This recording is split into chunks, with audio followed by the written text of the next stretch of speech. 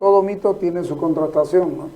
Vos ponés mito 3, convoy de la muerte, en realidad los mapas dicen otra cosa. Esto es interesantísimo, este es uno de los, porque además está muy bien marcado.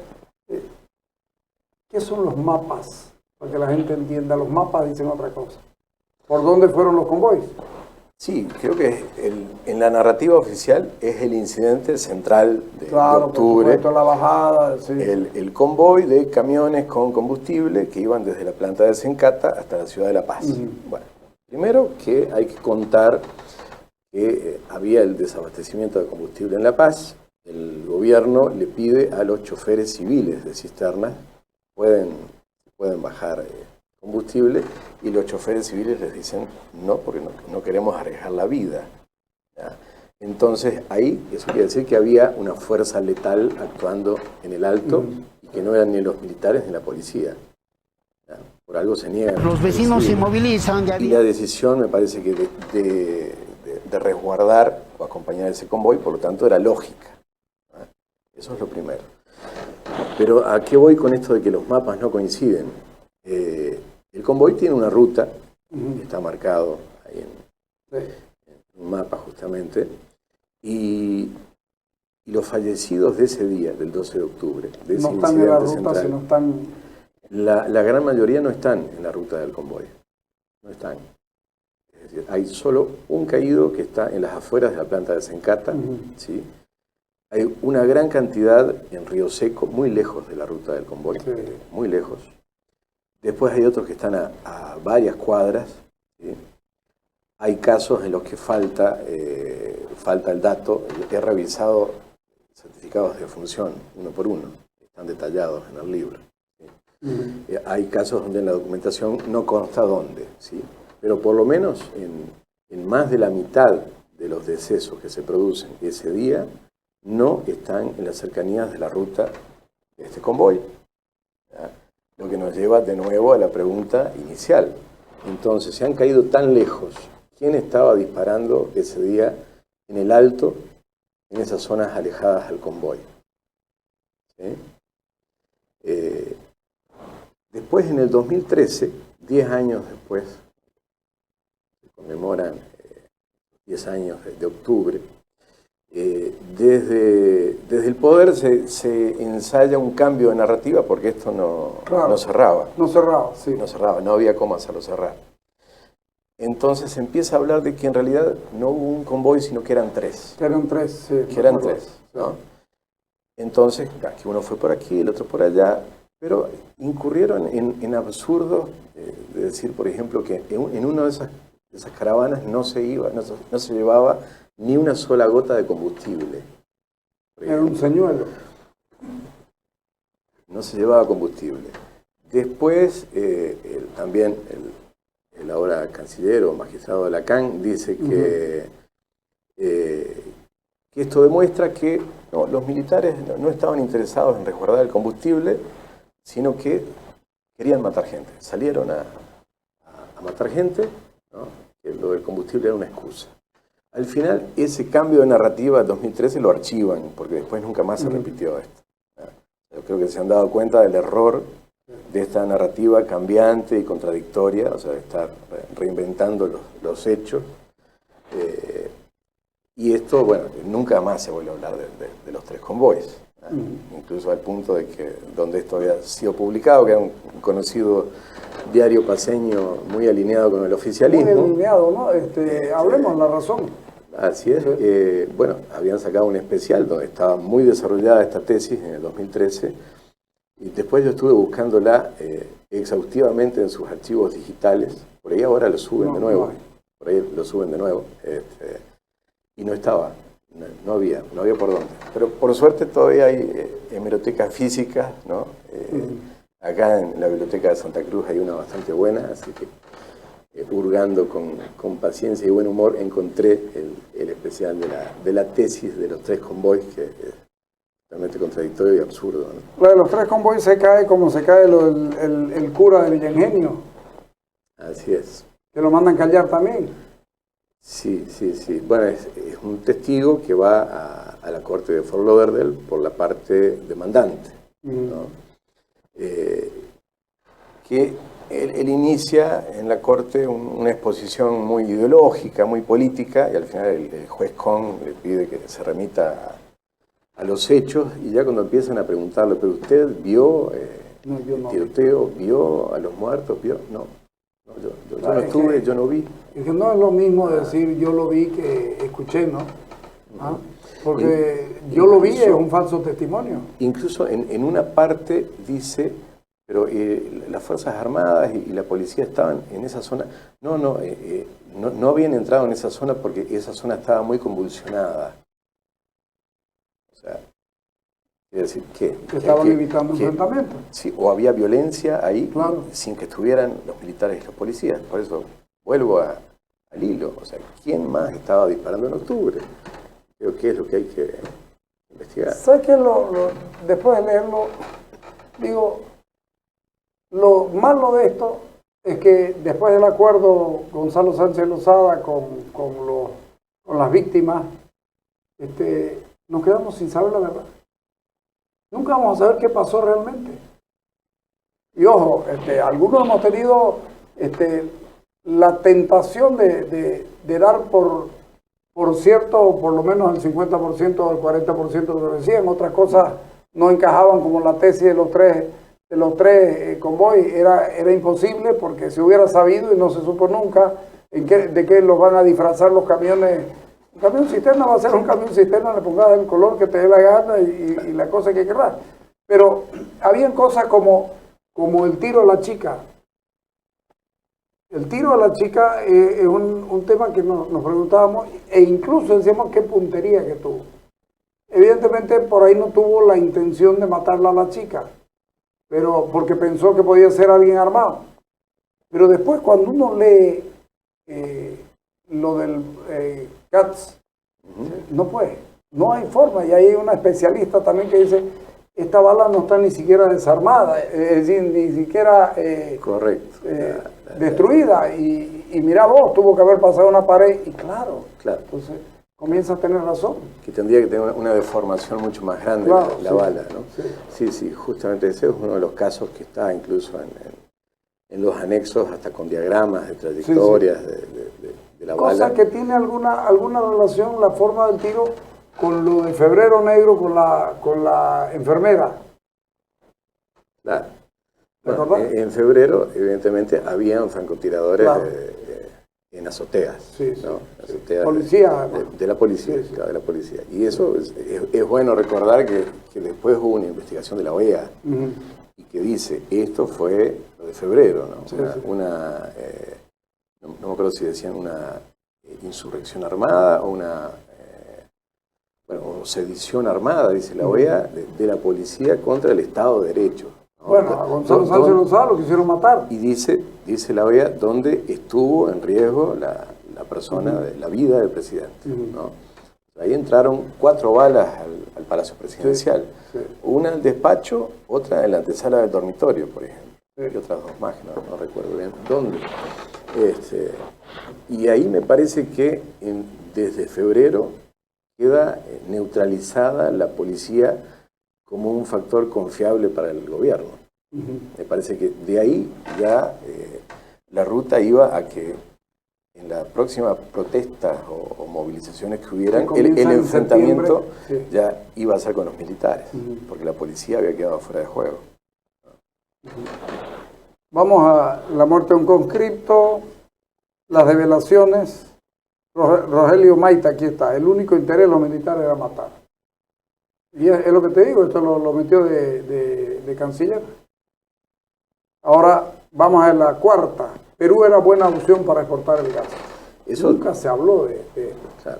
Bueno, el mito dice que sí. Habíamos algunos que pensábamos y hemos planteado incluso, ¿por qué no sacan por Chile si es tanto conflicto? Yo recuerdo haber dicho, hey, traen todas las importaciones bolivianas por el territorio chileno. ¿Por qué no van a sacar gas? Que además no es para venderle a Chile, sino para sacarlo para que vaya a una planta de licuefacción y se use por la famosa LNG. Correcto, para llevar a California y tal vez a México. Exactamente. Que incluso Chile había ofrecido una zona Claro. De autodeterminación boliviana, en torno a ese, iba a ser una zona petroquímica, donde iban a regir las normas bolivianas, donde iba a haber policía boliviana. Lo único que no iba a haber era la bandera de Bolivia y el rubro donde Chile se iba a reservar su normativa era lo ambiental, porque tenían miedo de derrames de crudo en el océano, ¿no? Pero después iba a ser totalmente autogobernada por Bolivia. Entonces me parece que por esa vía creo que el país se habría acercado mucho más al mar que por toda esta retórica de gas por mar y demás que no ha conseguido absolutamente nada, ¿no? Ahora, algo que me llamó la atención y lo marqué. El especial del periódico paceño, estamos hablando de La Razón, también cita un fuerte intercambio verbal que habrían tenido Goni y Carlos Mesa en octubre, donde el último le había lanzado al presidente lo que La Razón llama una frase profética: tú eres el único presidente que no podrá vender gas por Chile. ¿Le preguntaste a Carlos Mesa si algo? No le he preguntado. Lo dice La Razón. Eso lo dice La Razón, pero La Razón ha recogido. He recogido simplemente. Claro, que La Razón, vos le desnudás todas las mentiras que ha hecho y son varias, ¿no? Claro, lo que he hecho ha sido en realidad transcribir lo que dijo La Razón y después desapareció esto de sus archivos digitales, ¿no? Claro, curiosamente Carlos Mesa tampoco pudo vender gas por Chile. Nadie. Nadie. ¿No? Ni Carlos Mesa, nadie. Sí. Ningún presidente después de eso pudo hacerlo, ¿no? Y un poco lo que se cuenta en ese capítulo es de que Perú no era una opción ni en lo económico, porque era mucho más caro, ni políticamente, porque el gobierno de esa época, que era de Alejandro Toledo, negó sistemáticamente toda cooperación a Claro, porque ellos ya tenían Bolivia. el proyecto Camisea. Camisea. O sea, ya tenían Camisea. Bolivia era competencia. Claro, por supuesto. Era competencia. Entonces, incluso en algún momento le piden, ya en septiembre, octubre, le piden helicópteros a Perú para rescatar personas que estaban, se niega, ¿no? que estaban secuestradas, y se niega. En otro momento le piden... para el caso de Sorata. Sí, de Sorata. Sí. Después le piden carros hidrantes. También se niega. Es decir, el interés, por lo menos de Toledo, era que, evidentemente, que la posibilidad de Bolivia como exportadora del LNG quedara ahí, ¿no? Y vamos al último. Goni fue intransigente. Y esto, cuando lo leí, me acordé de mi amigo Chelelo. Porque nosotros estábamos en permanente contacto con Chelelo, yo tengo una amistad de años con él, y estábamos en contacto porque lo vimos un día en la puerta de un edificio esperando que salgan alguien y ¿qué estás haciendo? ¿Estás loco? ¿Cómo te vas a parar ahí? Esto está peligroso. No, me dice, lo que tenemos que hacer, el presidente me ha pedido. Era la segunda o tercera vez que habían planteado hacer diálogo. A ver, contanos. El quinto mito dice que Goni fue inflexible, intransigente. Sí. Pero uno revisa, hay una cronología del diálogo y ve que los intentos de diálogo del gobierno hacia los sectores movilizados fue constante y muy temprano. Es decir, a lo largo de todo el 2003 se intentó entablar conversaciones, ¿no? Fíjate, el 5 de septiembre el Ministerio de la Presidencia, José Guillermo Justiniano. Así es. Incluso desde abril de 2003 hubo un intento, se llamaba de pacto social, con mediación de la Iglesia, y ahí Evo es el que se retira, se autoexcluye, porque el gobierno en la Convención de Viena había ratificado el tema de la erradicación de cocales excedentarios. Entonces con eso Evo dice, no, el diálogo se fue al tacho, textualmente. O sea, queda claro, me parece, cuál era el interés principal y único, tal vez, de Evo, ¿no? Pero después, ya en esa coyuntura, la que estamos hablando, desde el 5 de septiembre, el gobierno, a través del primero ministro de la Presidencia, están convocando a la CESUD-CB, a la COR, a varias organizaciones al diálogo, y eso es 1 o 2 veces por semana, constantemente. La respuesta casi siempre es un ultimátum de Felipe Quispe, y ahí hay que remarcar los esfuerzos justamente de Chelelo. O sea, Chelelo como era el ministro de Asuntos Campesinos e Indígenas. 19 de es septiembre constante, el esfuerzo es notorio. 18 y 19, tiene que haber sido el 19 la llamada nuestra, porque lo vimos el primer día y lo volvemos a ver el segundo, lo llamamos por teléfono. Sí, había un intento de diálogo en la radio San Gabriel del Alto, puede haber sido ahí, tal vez. Sí. Entonces... Me acuerdo como si fuera hoy, parado en una puerta esperando que salga el ministro, esperando que salga. Correcto, sí. Correcto. Entonces no se puede hablar realmente de intransigencia y 2 veces Chelelo, en la segunda son Chelelo y la ministra Quevedo. Exactamente, Mirta Quevedo. 2 veces ellos ofrecen el repliegue de militares, ¿no? 1 de octubre, mira vos, esto ha sido el 14, el primero ya habían ofrecido el repliegue de militares. Sí. Y el 7 de octubre de nuevo, Áñez y Mirta Quevedo. De nuevo, sí. Y al final, en toda esa convulsión, terminaron quemándole la casa a Mirta Quevedo en Oruro. Sí, ¿no? señor. Sí. O sea, lo que después vimos en el 2019 con Albarracín y de Casimiro Lema, por eso me parece que con la experiencia que hemos tenido en estos 20 años de conflictos en Bolivia y maniobras de Evo Morales sobre todo, parece que todo eso nos sirve para arrojar una especie de luz retrospectiva sobre octubre y entenderlo mejor, ¿no? Entenderlo sin ingenuidad. Sin ingenuidad y con el pesar de no saber qué fue lo que de verdad ocurrió. Es decir, si vos querés achacárselo a Felipe Quispe, debe estar feliz ahorita en su tumba, debe estar feliz porque a él le encantaba que se diga y se lo ponga en primer lugar, porque en esa época ya tenía una pelea muy, muy dura con Evo Morales, porque en realidad quien mueve todo octubre Felipe Quispe.